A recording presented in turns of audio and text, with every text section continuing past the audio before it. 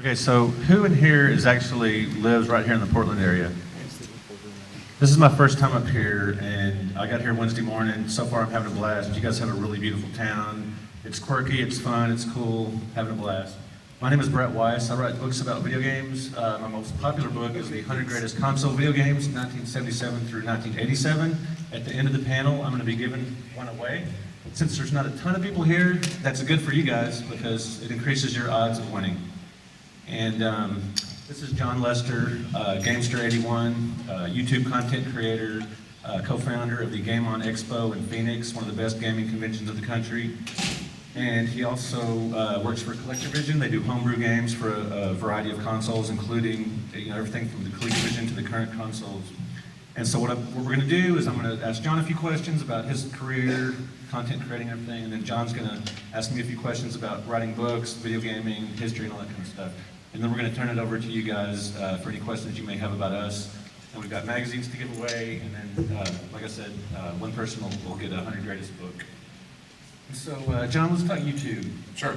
You recently had a video where you talked about how YouTube content creation has sort of changed just over the last few months or year about as far as like the algorithms YouTube is using, hits, subscribers and all that thing.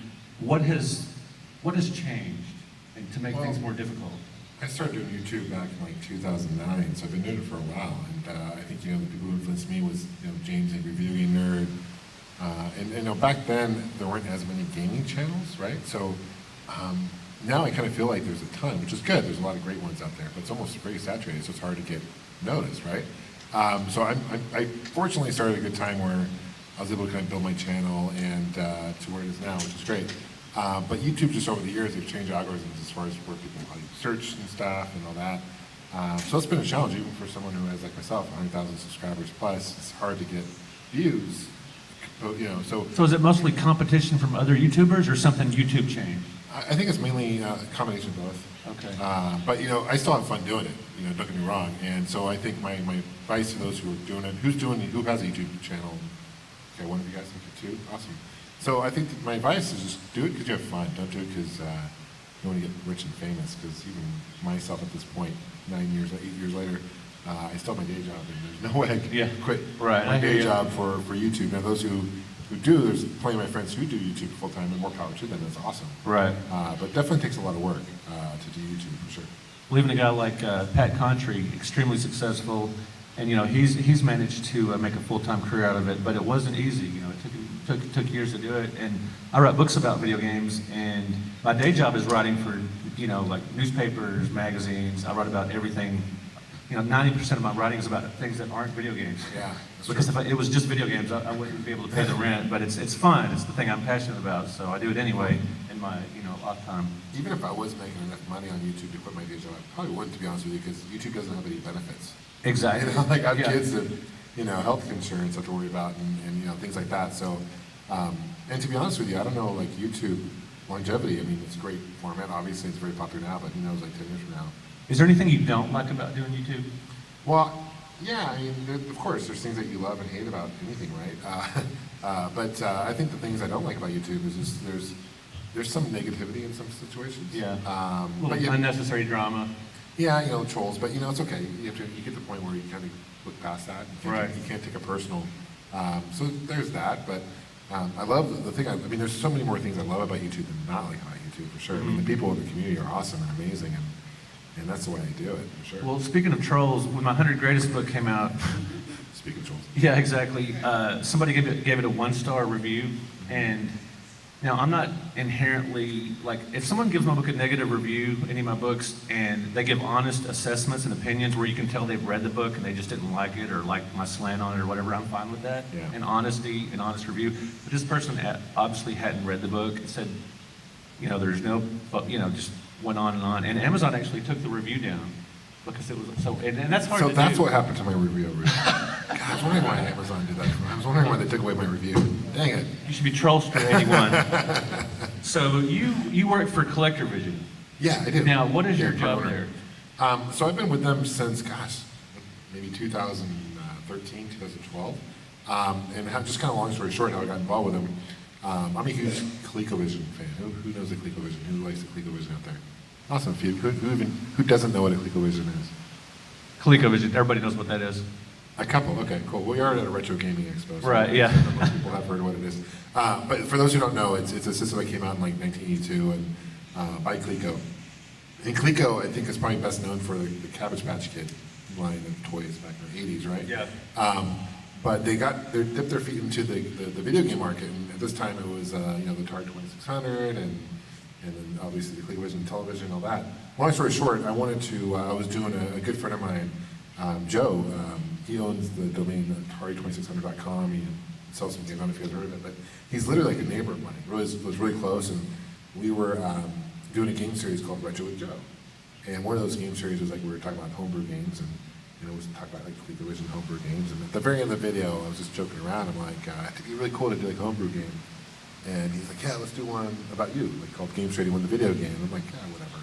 So before I know it, he's like, he's on Atari age, and he's starting to find all this stuff out. And that's how Colecovision got involved. I had no idea. Really? Okay, yeah.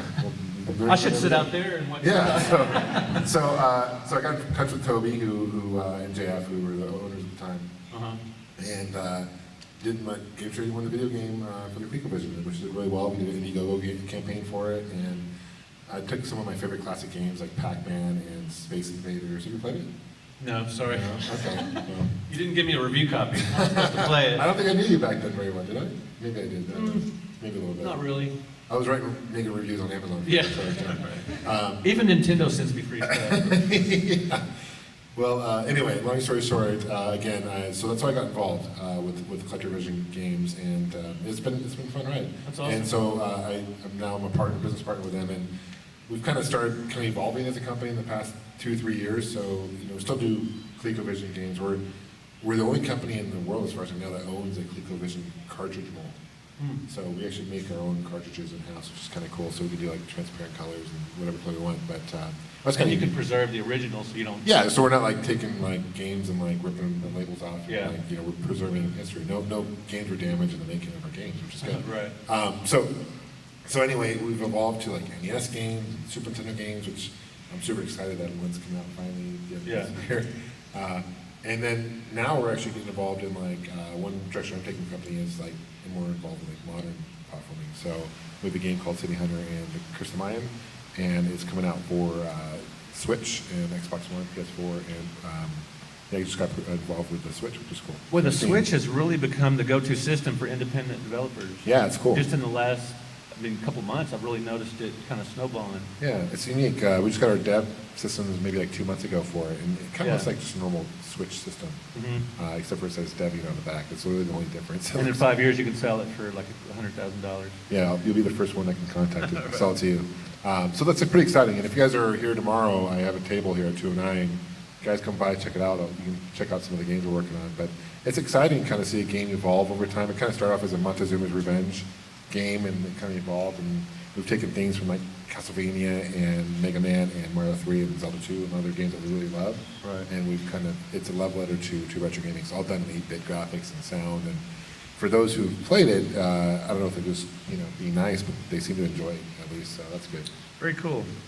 Now, a massive undertaking that you undergo for the last 3 years, Game On? Yes. Okay. Tell us Which about Jason's here. He's one of my partners in crime at Game On Expo. And that. How do you pronounce your last name, Jason? I pronounce it Heine. Okay, Heine, Jason okay. Heine. I didn't want to, No, I it's didn't okay. know. Never Okay. forget it. Very good. Yeah. So it's been great. And Jason, when did we talk about, maybe 8 years ago, I think, or something like that, a long time, 7 years, 6 years ago, we just started talking about doing some type of Yeah, show. I think it was around 2009, 2010, I think. We started Yeah. talking about it. And we're just going game hunting, and we're just like, hey man, it'd be really cool. We obviously love Portland Retro Gaming Expo, and the guys who run this show are phenomenal, Chuck and Rick and all them, and we're just like, we really admired the show, and we're like, man, it'd be really cool to do a show in Phoenix where we both live, and we just started talking about it, and this is just early conversation. And there just really wasn't anything like that in the Phoenix area, was No, there? I mean, there's like Comic-Con, and there's, Yeah. they have, the anime shows, but there really wasn't any for gaming. So in the traveling years, I've had the honor of going to shows across the country, and so is Jason, and really saw that there was there weren't many shows that were doing full gaming, right? So What's different, I guess, unique about Game on Expo is that we not only focus a lot on retro gaming, but we also focus on modern gaming and tabletop gaming. So it's kind of like a combination of all aspects of gaming, which is kind of unique. So there's really not like, because like PAX, that's more modern gaming, but it's more like, hey, here are the games coming out. It's like a showcase. Right, yeah. You know, so it's a little different. So tell me, what is the worst thing about running a gaming expo, and what is the best? Jason's laughing. Jason, what's the worst thing about running Game on Expo? Probably just running game on it. Probably just running Game on Expo. No, it's lovely. It is. There is a lot of little things that you don't realize, like the work that goes involved in putting a show like this together is just amazing. You don't realize.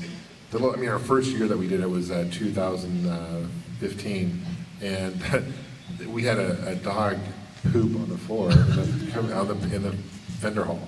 And you just don't expect that. Yeah, how do you plan for that? You don't plan for that. So, vendors are complaining, people are stepping in it. And so here I am on my hands and knees scrubbing this dog poop.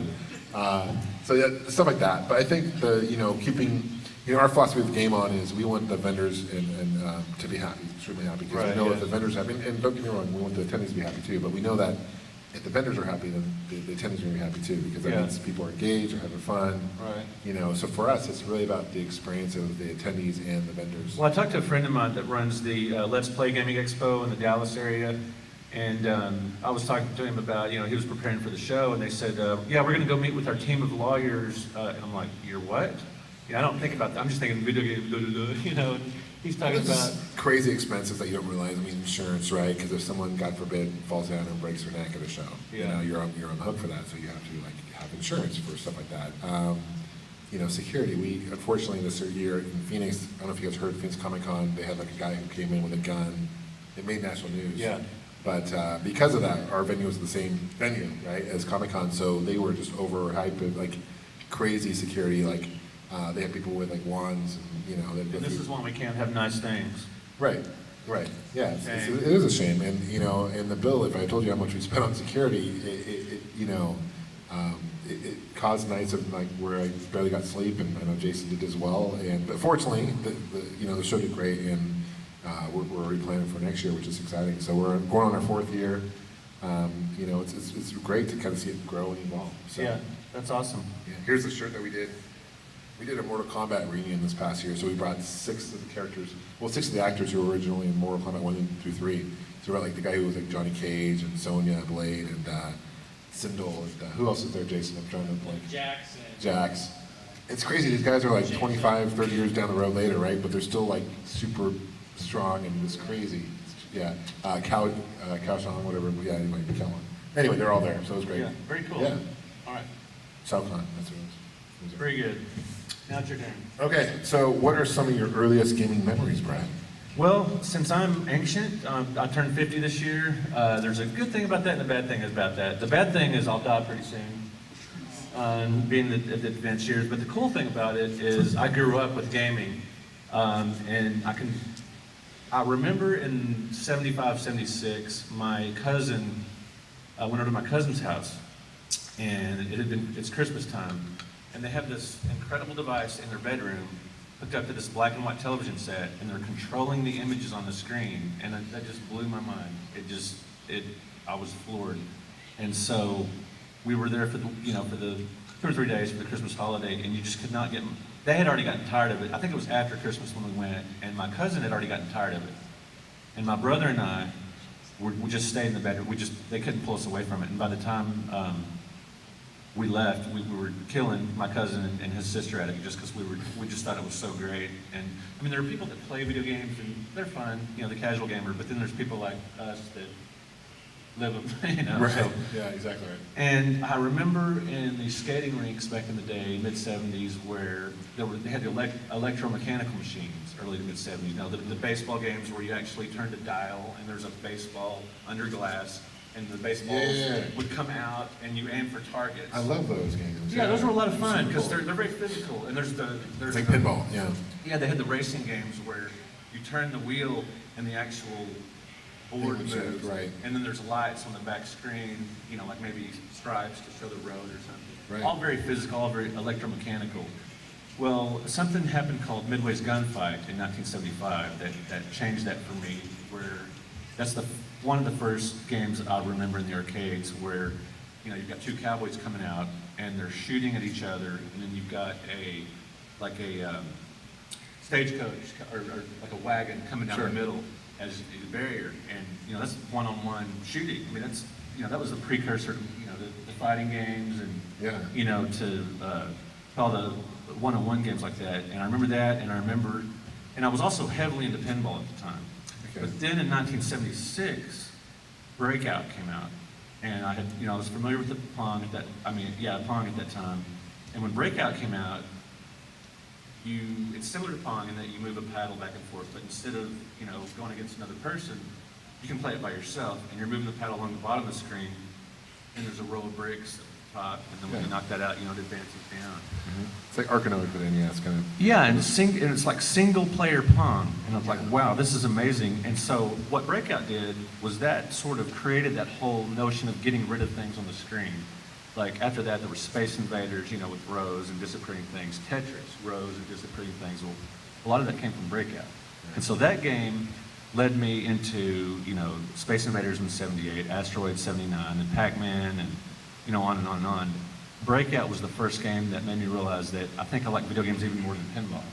And at that point, my brother and I were pinball fanatics. We were going to see when he was 16 and I I believe turned it's called 12. Pinball Wizards. We were pinball wizards. We were actually pinball sharks too, because when he turned 16 and got a car, and I was 12, we would go to the arcades and we would play pinball. We never had much money, and so we would look for coins in the slots. We would look for people that. With pinball, if you don't know, when you play a game, when your game is over, some numbers will appear on the back glass, and you see if you match. If you match, you win a free game. A lot of casual players back then didn't know that, and so when their game went in, they would walk away. And so I would watch people playing when I was out of money, and I would walk up right behind them to see if they matched when they would walk away. I had a 10% chance to get a free game. Okay. And 9 times out of 10, approximately, it didn't work, but it was a good way for, someone like me that didn't have any money to play free games. But anyway, my brother and I would stay there all day and just, find ways to play games. Just Cool. sometimes in a big, busy arcade, you'll see credits on the machine just for seemingly no Yeah. reason. Like maybe a little kid put it Right. there or something. You'll find coins in the slots. We got really good at Dolly Parton and Firepower and Hot Hand. There were several machines in the late 70s that we got really good at. And so we would run up special, if you get a special, league match, whatever, you win free games. We would run up free games and then sell those for $2 for a quarter, play other games, to play video games. I'm sure the arcade owners just hated you. Yeah, staying all day and spending about $1. The Yeah. best feeling though is like when you find a quarter in the arcade. Like, Oh, yeah. You're like, people Well, we'd don't push realize- the- Yeah, you push the thing and it just pops out. Yeah, and it was the best feeling. more common than you might think back then. Yeah. Because if a quarter gets stuck, they just walk away. Right. We were Yeah. following around. So yeah, That's so we were awesome. like, Okay. Cool. I was basically like in Aladdin, the movie, like that guy that just goes around getting, taking apples, Yeah. a poor street urchin, basically. Right on. That was the video game version of that. Okay, cool. But anyway, so it was a great time to grow up in the gaming age. When I was 10, when the Atari 2600 came out, Sure. and in 1982, I was 15 and got a Colecovision for my birthday. In August of that year, I remember seeing the Colecovision commercials. Yeah. You've got kids standing there, and there's an arcade machine with stuff coming out of it. Yeah. And that didn't impress me, because I knew that was bogus even back then. But a little later in the commercial, they show him playing Donkey Kong on the television, and it looked just like the arcade version. I'm like, wow, I have to have one of those. Yeah. And so, luckily, I got one for Christmas that year. And that sort of leads into the next question. Sure. John and I do a podcast called Colecovision's Podcast. I don't know if any of you guys have ever listened to that, but once a month or so, we talk Colecovision, and all that kind of good stuff. And I got involved with that. So how did do you know how the Colecovision's Podcast started? Really? What episode did you start in? I want to say I started with like episode 7 or 8. Okay, so did Willie just get in touch with you? Yeah, Willie reached out to me. I'm good friends with Willie. Yeah, Willie Culver, Arcade USA. I think it was like kind of like he invited me to be a guest, and I was like, okay, sure. And then I was on a guest, and then he kept inviting me to come back, and then we just kept Yeah. back. So it was great. And then sometime after that, I'm a huge Colecovision fan. It's part nostalgia, but partly just because there's so many great arcade classics on it, great ports. And so I was a guest on there a couple of times, and then after, the retro VGS fiasco, I sort of took someone's place on the podcast, and so I've been doing it ever since, and it's been a lot of Yeah, fun. for sure. Yeah. So who owns Pat Country's book of NES games? It's a good book, right? Yeah. Yeah. Brett wrote 50 of those A games. little over 50 reviews in that book. So how'd you get involved with that project? Well, I met Pat Country back at the Screw Attack Gaming Convention in Dallas several years ago. It was one of maybe the first or second show, 2009, 10, 11, something like that. And so we were talking books, and he saw my NES book, which is probably about 7 or 8 years old now, with a comprehensive NES book, write-ups for every game. And we were talking about that, and he liked the book, and he told me he had an idea about, doing an NES book, but instead of just, reviews, he also wanted to add personal accounts of each game, which he called reflections. And so we got to talking, and he said, I'm working on this NES book. Would you be interested in, maybe writing some reviews? And because he didn't want to do it all himself. I mean, there's 450 or so games for the NES, and he didn't want to do it all himself, And so he and his podcast partner Ian and a few others contributed to the book. And he basically just hired me as a freelancer after we sort of he called me and we just were talking about different things and book writing and all that. And one thing that surprised me about Pat, he's a really good editor. When I did my reviews, he would make suggestions, and even though I've been doing this for decades, writing and everything, he had some really good suggestions, some good input, and so it was a lot of fun. I was really flattered that he asked me to do that, and it was a lot of fun working on it. And so yeah, it was just kind of fell into place really, just at the conventions. And speaking of conventions, we were talking about hosting conventions, good things and bad things. My favorite thing about attending conventions is just all the people I've gotten to know. Right. Just forming friendships and that I think are going to be long term. It's been a lot of fun. I agree. Cool. So tell me about this book and how you came up with like the list of games and stuff. Well, a few years ago, I was reading a science fiction book called the 100 Great. I can't remember the exact title, but it covered the 1950s, the golden age of science fiction movies, like, when you had Forbidden Planet, The Day the Earth Stood Still, just all these legendary War of the Worlds, all these legendary science fiction movies. It covered a decade. And I got to thinking, video games need something like that. What is the most crucial, decade of gaming as far as, the golden age that people really remember, that people grew up playing, that has the important titles? Well, I thought, okay, the Atari 2600 came out in '77. And if I went up to 87, that would be a nice clean decade. You'd get the first 3 years of the NES in there. Mm-hmm. You'd have Castlevania, Legend of Zelda, those came out in '87. Super Mario Brothers came out in '85. And I got to thinking, there's been, people say today there's so many books about video games. Well, there's really not. If you compare it to film, sports, television, all that stuff, we've still just scratched the surface. There's so many different categories, things you can write about. And so I approached the publisher with that idea, and they went for it and really liked the idea. And so what I did was I sort of, I grew up playing all these games. My friends had systems, some of the systems I didn't own, my friends would have. Like my two very best friends grew up, in my neighborhood, each had a Fairchild Channel F. Do you guys even know, any of you are familiar with that system? Yeah, it's predated Atari and, first cartridge-based console.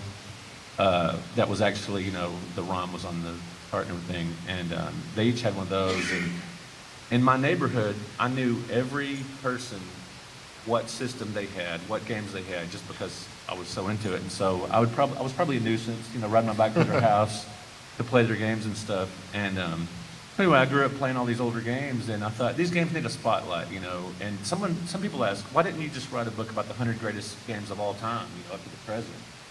Well, one reason I didn't was because I don't think I could give the more modern titles a fair shot, because that's not really my thing, is the newer stuff. Even though I've got a Switch and the 360 and stuff. I do some modern gaming, but I'm not really the expert on those. Yeah. And I wanted to spotlight some of the more unusual titles, like the Vectrex games and some of the others from the early days of gaming. And so I narrowed it down. I replayed all these games. There were almost 500 games to go through to narrow it down to 100. Yeah. And there's a lot of majority of people I think outside of this room, but I think a lot of people think retro games, I think like NES, which is great, but there's so many great games before the NES, like there's a lot of forgotten. Well, the main thing about this book, the number one criteria was, what games still hold up and are fun to play today? You know, it could be historically important. That's one thing, but the main thing was, is it still fun to play? Like Mario Brothers for the NES, Kaboom for the Atari 2600, Castlevania, Berserk. You know, all these games still hold up. Space Invaders really well today, and that was the main, as far as the weeding out process. Sure. Cool. Cool. Like 20 minutes left. Let's see. And how I got into writing to begin with. Yeah. When I was a kid, I was one of these weird kids that, okay, so back in the 70s, everybody had an encyclopedia set, you know, in their living room, most people. And I actually would like to get those down and look through them when I was a kid. And I was obsessed with the Guinness Book of World Records, which, you know, reference books I was really into. And, you know, I grew up playing video games, so it just seemed kind of natural to blend my two interests, reference books and video games. And I've written a series called the Classic Home Video Game Series, and then there's the 100 Greatest. And right now I'm working on a Super Nintendo book that'll be out in the spring. That's cool. Yeah, thanks. When did you start writing? You were like you're a freelance writer then? Yeah, during the day I'm a full-time freelance writer, and as a matter of fact, this month, 20 years ago, was the first time I actually got paid to write something. It was for a short story for an online science fiction magazine. When that started to become a thing in the late 90s, online fiction started appearing. And in 1997, I was paid $10 for a short story. Okay. And so that sort of started me on to, and it sort of kind of snowballed from there. I started, in the late 90s, I started writing for All Game Guide, which is allgame.com. Cool. And is anybody familiar with All Game Guide? Okay, very cool. It was a really cool website because their goal was to describe and review every single game for every console and every computer. So it was a massive undertaking. Yeah. And so I had plenty of, I quit my day job at Walden Books to work for the All Game Guide full time. I became an editor and everything. Oh, wow. And this was during the 90s when writing Walden about video Books, games really I wasn't remember that, Walden Books, yeah. you know, mainstream as far as the retro stuff. So I was Cool. writing about, you know, the RCA Studio 2, the Astrocade, and all this obscure stuff, plus Sure. Atari ST computers. And it was actually during the time when, you know, N64, PlayStation were still a thing. You know, we're still new and in stores, so they would send me review copies and stuff. So that was pretty cool. That's cool. But so yeah, Cool. Do you guys have any questions or? if you have any, Yeah. So, something that's getting kicked around these days as games keep growing, you know, we're getting into 2020 just about. There's kind of, I've seen people are on two sides of the fence when what's considered retro. Some people believe retro continues to continue with these, like, I think right now, if you were to talk to some people, they think retro is like the PS2 and the Xbox is the cutoff and older. right. And then there's some people like myself who think, I think the most retro you can get is probably the Sega Dreamcast and older is retro for me. That's pretty much where I'm at. The So, Dreamcast. 2000. I'm Yeah. curious as to what you guys think is considered retro and what you think maybe, you know, maybe your kids or, you know, people in the next like 5 years, is the Wii going to be considered retro? Or, Right. You know what I'm saying? Yeah. You Yeah. know, with disk-based systems, and to me it's like it's disk-based, I don't really think it's retro. Well, it's kind of funny. The definition of retro changes. During the 1990s, when the Sega Genesis and Super Nintendo were at their peak of popularity, there were a lot of people that could not stand those systems and those games because, okay, like Super Mario World, Sonic the Hedgehog, free floating, you know, open world, relatively speaking, you know, for that time. They would say, oh, well, older games like Robotron and Space Invaders and Galaga, you're constantly under threat. You know, you're sweating blood, you're fighting for your life. Well, Mario and Sonic, you can just lollygag around, you know, and look for things, and you're relatively free of getting hit. You know, you can jump on stuff, and it's pretty easy compared to some of those earlier hardcore games. And so there was people that didn't like modern games then for the same reason some people don't like them now. Well, in, you know, the modern games, you just wander around and lollygag around. But back in the Super Nintendo and Sega Genesis days, you were you know, those were hardcore, and those were really intense. Those were for hardcore gamers. So what comes around goes around, and what's considered retro at one time or another, it varies. But I would consider, really for me, it would honestly be, you know, the 16-bit or the 32-bit area before, you know, Sega stuff and 16-bit and forward. But realistically, it would probably be Dreamcast and before. I think a lot of it depends on when you were born and you know what you grew up playing. You know, you talk to the younger generation, I'm sure they'll consider retro more like the modern stuff. You know, but I think we need a new term because I agree. I think like '99 is probably where you cut it off as far as like what retro is. But even then, it's kind of a stretch, because, I mean, I blink and it seemed like 99 was yesterday, like, I feel old. Well, and you play a game like Castlevania Symphony of the Night. I mean, in some ways that's retro because it's 2D and all this stuff, Right. but in some ways it looks beautiful and it seems modern, you know what I mean? But there's like systems like the GameCube and, you know, the PlayStation 2, which kind of fall in that weird area where it's not really retro, but it's not modern, you know? So it's like, what is it, semi-retro? Sort of it gets down to quasi-retro. It just or gets like- down to semantics at some point. Yeah, so for me, I'd probably say cut off is like 99. I think like 2000 current is probably considered, you know, retro. Yeah, I kind of consider the PS2. That seems modern to me still. Yeah. Because I think like with cars, it's like every 20 years they consider that like Right. a vintage or whatever, right? 20 years. Well, in the old, You get like a special license plate. At least in Arizona, you get a special license plate after 20 years. Okay, Probably, right. You know, so it's like, maybe it's every 20 years, I don't know. well, in the antique world, what was used to a long time ago, they said, well, anything 100 years or older is antiques. Well, then they changed that to anything 50 years older is antiques. Well, now they're saying anything 30 years older is antiques. You know, Wow. as far as Makes me feel old. Anyway, anybody else? Yes. Countdown lists are going to get a lot of hits online. Countdown lists. And with your book as well, having a countdown list, you mentioned, is it still fun as a criteria? But I find with a lot of the countdown videos, it's so subjective based on the individual creator's video. And most of the comments are, how could you leave this at number 3 instead Right. of this at 2? Sure. So how do you determine which is the 53rd? Okay, which is the 21st? That's an excellent question. What I did was I pretty much was what I did was I listed them alphabetically. And so what that did, the reason that I did it, I mean, I could have whittled it down, but it's so hard to like, what's better, Legend of Zelda or Ladybug? I mean, it almost seems like apples and oranges. So what I did was list it alphabetically, and another thing I did was, there were so many, there were about 220, 250 good games back in the day, at least according to my estimation. And so in the back of the book, I have an honorable mentions list, the next 100. And so that included some of those games that people would grapple about, well, where's blah, blah, blah? And I say, well, just point to the back of the book and show them that. But so yeah, I did it alphabetically, so I kind of cheated a little bit. It would be real top heavy with some of the early NES stuff if I would have done it, you know, in order of greatness. And I think my bias would have showed more if I would have done it in order of greatness. I tried to be objective as possible with this book. What I did, I included quotes from other reviewers. I included quotes from some of the old magazines like Electronic Games, Joystick. I included quotes from, you know, website reviews and everything, just to give you a balanced look at each game. But ultimately, it came down to my opinion, which hopefully is, you know, carries some weight. I've been doing it a long time. Anybody else? Yes.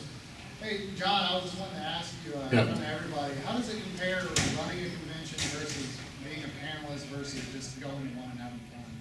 Which one do you? Going to one having fun is the most fun. For sure, that's the easiest. Being a panelist was fun too.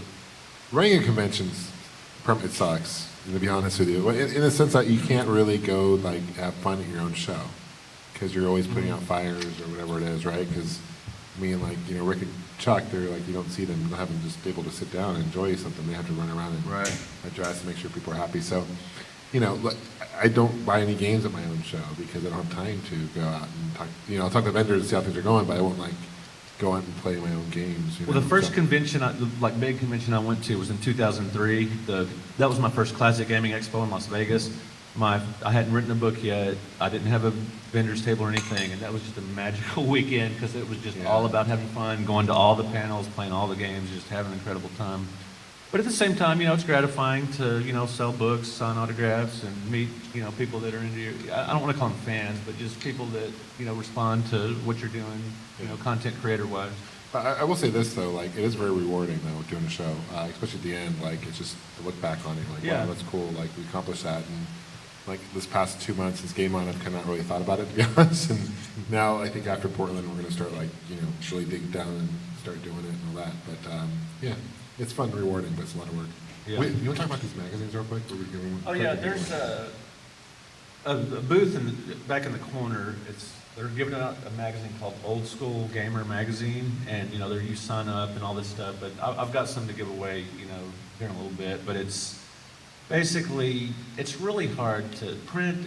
You know, the whole publishing industry is really tough now. You know, instead of just the old publishing model, you know, you go through Patreon and all these different things, give away, you know, some content, so you'll buy more. Anyway, issue number 1 is debuting at this convention, and it's a really good magazine. I mean, I've got, despite the fact that I've got some articles in there, it's still pretty decent magazine. But so if you want to know more about it, you can talk to the guy in the back. If any of you guys are going to be here tomorrow, they've got a booth set up right there. Who's gonna be here tomorrow? Very cool. Okay. Any other questions? Yes. Throughout the course of your content creating, writing books, podcasts, YouTube channels, have you revisited a game from your childhood that you loved, and then you're like, why did I like this? For me, it was Bionic Commando. Okay. All that game in the 80s. Yeah. An arcade bar opened up near me, and I played it. I was like, why did I like this game? Seems kind of cumbersome now. Yeah, you know, it's funny. I think that the first game that comes to mind for me was like Mag Max with NES. Like, I don't know, I love that as a kid. It's the one where you shoot and like you can become a robot and like, you know what I'm talking about? I don't know if you guys. Anyway, yeah, it was a great game when I played it, but then like lately I went back and played it. I'm like, it's really not a great game. Right. You know, like, I don't know. Well, there's one called Tarzan for the Colecovision. I think it's still a solid title, but you know, when I was 16 years old, it was such a beautiful game, and it was very unusual for its time. An side-scrolling adventure title where you climb ropes and beat up apes and fall in the water. Very adventurous for 1983. And playing it now is a little cumbersome. Probably the one is Rocky Super Action Boxing for the Colecovision. My brother-in-law and I played that for hours and hours and hours, using those Super Action controllers where you've got 4 buttons, and I play it now and my hands just cramp up. So that one, and it's so slow, it's like you're slogging around in mud and quicksand. But back then, I mean, we didn't know any better. We loved it. Good question. Yes, sir. What are your thoughts on the proliferation of digital storefronts for indie games and such? It's a good question. I prefer physical, to be honest. I'm a retro guy at heart. We're old. We're old. But digital, is like a developer standpoint, is nice because the overheads, it doesn't cost as much, right, to like produce a game and put it on a digital storefront opposed to like making a physical release. Right. So like for us with our new game, like we're gonna probably do digital first, and if it does well, then we'll do a physical release. But it's a lot of indie developers don't have the funds to like do physical releases up It'd be front, pretty 'cause much it's a lot of- impossible for you guys to come out with a new game and have it for every system if digital didn't exist. Correct. Yeah. For modern platforms, yeah. Right, and comparing it to books, self-publishing has gotten so much. My books are by McFarlane Publishers and Schiffer Publishing, so old school traditional publishing. But I also self-published 3 books, and self-publishing has gotten so much easier through CreateSpace, Amazon. It's free, and they'll provide you your books for a good price and everything. And so I have some just sort of personal projects that I like to self-publish, and that's gotten a lot easier. So I have some just sort of quirky ideas that I can self-publish that it would be hard to maybe find a publisher for. And so it's kind of nice in that respect. Anybody else? Yes. Right. In the past, probably 10 years, gaming kind of had a weird stigma where you're kind of seen as a weird person. Yeah. Now, I would say now people are more accepting as the boom has kind of spiked, right? It's in mainstream media. Yeah, over the last decade, geek culture has really taken over. Yeah. So with that, you see situations where people are going on Kickstarter, Indiegogo, and then as the famous retro BGS million fiasco, where it kind of shines a really negative light on the industry. That might, you think that if stuff like that, and you see these Kickstarters that fail and keep going, and they're trying to bring back the Atari boxes, are you really going to bring in that kind of a demographic in for niche people and stuff like that? You think that negative connotation could grow and potentially, or if the bubble were to burst, which I think we're kind of getting there. Well, there's some pretty cool seeming projects that don't get funded sometimes. So. Yeah, it's a good question. And the way I look at it is, there's some really shady, projects that do happen, right, through Indiegogo or Kickstarter or whatever, that get funded that never come out. But I think just like anything else, you have to there's so many more positive ones that are great. Yeah. And you Things that wouldn't have been possible before the crowdfunding process. Yeah. So I don't know. The million-dollar question is there bubbles going to burst anytime soon? And it's hard to say because I think a lot of us play games not only because we enjoy it, but because it's like a nostalgic thing. Like we enjoy, we hunt for the games we grew up playing as a kid, right? Right. So it's hard for me to imagine that went for, and will for a lot of people who are like that, who are they going to wake up one day like, I don't want to buy any more games, you know? I don't know.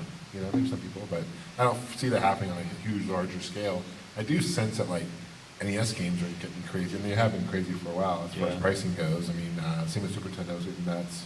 Yeah, right now it still seems to be peaking. I don't see too much downturn, and Yeah. you know, maybe Earthbound gone down a little bit. And stuff like that. it's funny because people are complaining, like, oh, it's the YouTuber content creators that are causing these, expensive prices. Well, no, it's actually that it's supply and demand. It's the people who want to pay that price for that game, you know? So Well, the YouTubers, the ones that do it right, people like John and Pat and everybody that do it right, that, you know, present their material, whether it's, you know, they have a passion for it, that helps the cause overall, I think. I mean, Yeah. YouTubers help me because they make these older games more popular and people want to read more about them.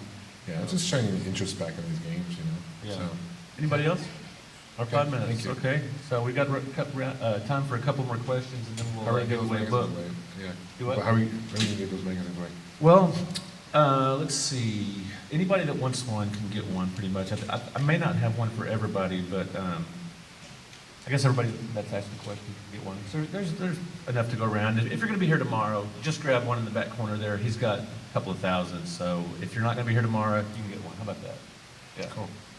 And let's see. Anybody else? Any other questions? Yeah. Question for John. As an online content creator, how do you decide when you're going to do an individual game review? How do you pick amongst the shelves, I'm going to do this one game? Is it just eeny, meeny, miny, moe? It's random. Other reviews? It's random, to be honest with you. There's no like mad scientist. Like I'm just, I don't really plan it out, to be honest with you. It's kind of like I wake up like, oh, that's cool. Or, there's games I've bought where I've wanted to review that I've owned for years and I haven't even gotten around to reviewing them yet, or items and stuff. Or when annoying people send you books to review.